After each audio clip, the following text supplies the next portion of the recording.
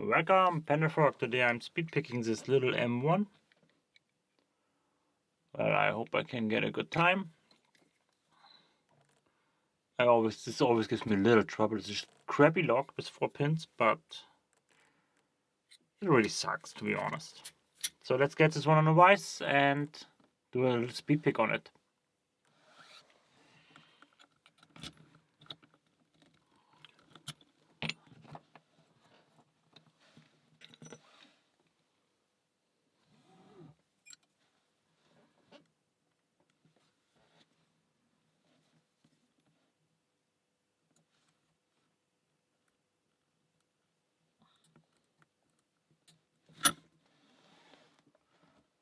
Well, this was a Master M1 4-pin lock. A little speed pick here. Thanks for watching. See you next time. Bye bye.